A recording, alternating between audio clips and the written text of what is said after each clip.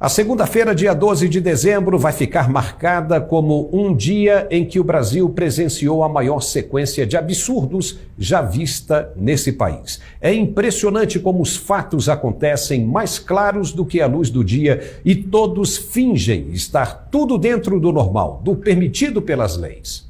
Só que não.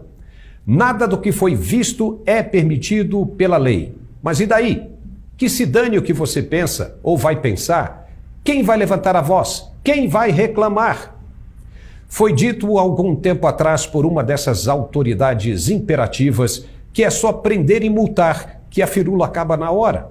Ela estava correta? Pronto, acabou. Vai discutir? Tem coragem para isso? No plenário do TSE, durante o processo de diplomação do presidente e vice, aconteceu um episódio bizarro, sobrenatural, de outro mundo, que está causando o maior desconforto em todos os segmentos da sociedade brasileira. E por que aconteceu? Por causa do sentimento de impunidade, de soberania sobre todos, que transborda pela panela como se fosse um leite fervente. Um pouco mais para frente, nós vamos falar melhor sobre isso. Mas, ao ser chamado para compor a turma da diplomação, o ministro Benedito Gonçalves, sem saber que o microfone ainda estava ligado, deu um tapinha no ombro do presidente do tribunal e cochichou no ouvido dele o que o Brasil inteiro ouviu.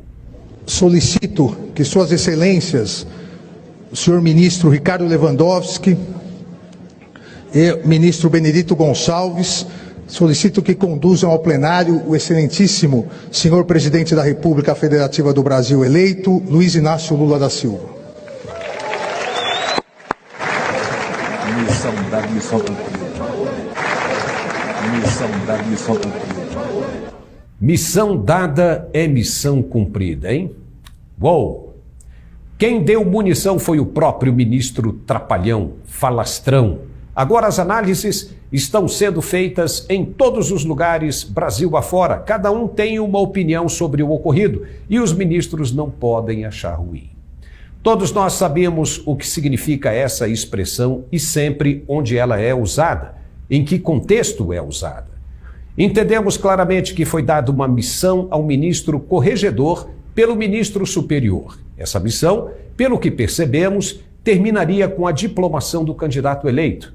O ministro Gonçalves passou ao lado do contratante e fez questão de cobrar a fatura, como quem diz: opa, eu fiz o meu trabalho que termina aqui, não se esqueça de mim, viu? Missão dada é missão cumprida. O senhor Benedito Gonçalves então recebeu uma missão.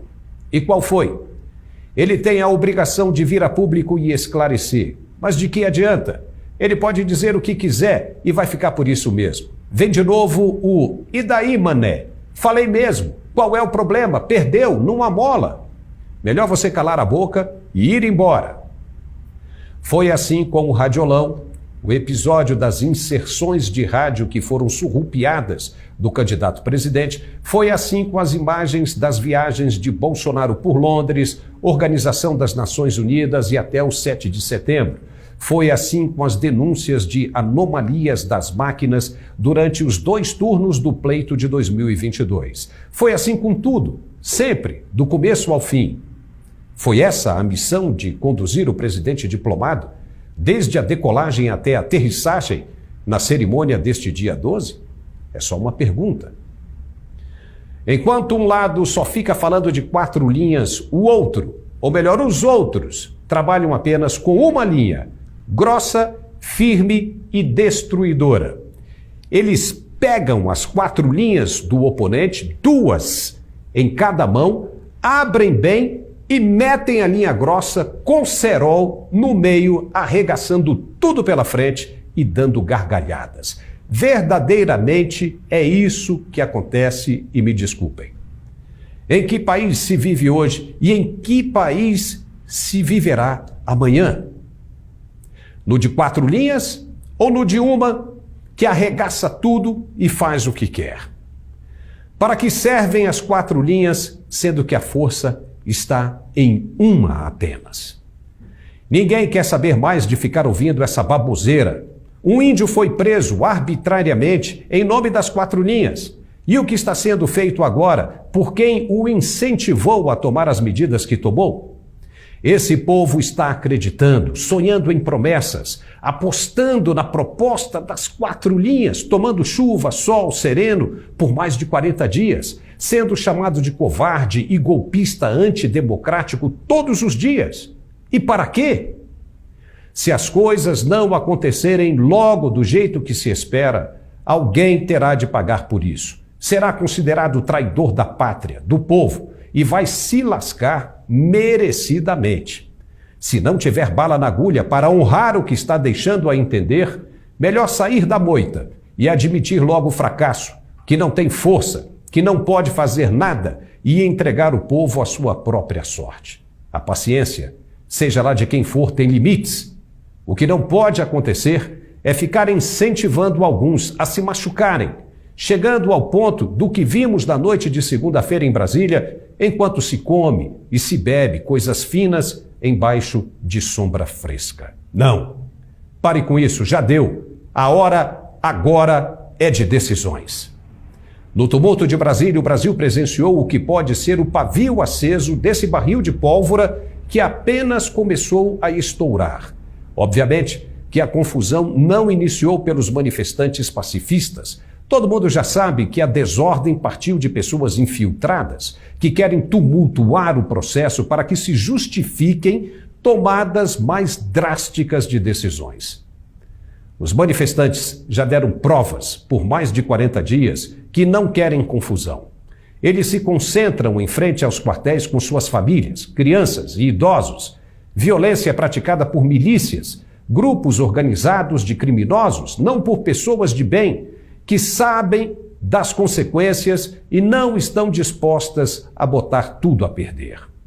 Se fosse para os que pedem a intervenção federal e militar usar da violência, já o teriam feito há muito tempo. Mas não, estão há mais de 40 dias, de novo, orando e cantando o hino nacional brasileiro, carregando faixas e gravando vídeos ordeiramente. O que aconteceu em Brasília foi um ato atípico e desordeiro, com alguns criminosos sendo identificados. Uma reação lamentável que apenas tende a piorar, uma vez que não é possível imaginar o que se passa na cabeça dos que estão assumindo o controle do país agora. Só para se ter uma ideia, logo depois da diplomação, aconteceu o que ninguém, em sã consciência, poderia conceber a respeito do judiciário brasileiro, mesmo depois de tantos absurdos. O advogado de Lula, Cacai, que advoga no Supremo Tribunal Federal, deu uma festa em sua casa no Lago Sul de Brasília, regada a bebidas caras e muito samba para comemorar a diplomação dos eleitos. E quem estava lá? O presidente do TSE, Alexandre de Moraes, os ministros do STF, como Dias Toffoli, Ricardo Lewandowski, Gilmar Mendes e o presidente do Tribunal de Contas da União, Bruno Dantas, todos bebendo uísque, vinhos e dançando em rodas de samba. Pergunta: como o cara, sendo ministro do STF, vai confraternizar com o réu mais polêmico de toda a história do tribunal? E mais, como o presidente do TSE vai socializar com o eleito no processo mais duvidoso da história do país? Como? Isso é, no mínimo, amoral. Não poderia ter acontecido de jeito nenhum, pois são os ministros do Supremo que vão julgar os atos do presidente. O Tribunal de Contas que vai julgar as contas do presidente. Todos na casa do advogado do presidente, que advoga no Supremo. Foi o que dissemos no início dessa análise. O excesso de confiança faz com que os atores não estejam nem aí para o que vão pensar. Já não dão mais a mínima para o povo. Os atos por si só já mandam um recado, tipo: e daí, mané, qual é o problema? Perdeu. Missão dada é missão cumprida. E é isso mesmo. O Brasil deixou de ser uma república das bananas para se tornar a república dos manés, que vivem nas promessas e sonhos intermináveis das 4 linhas, que não servem mais para nada. É lamentável. Uai, seu app de vídeos curtos.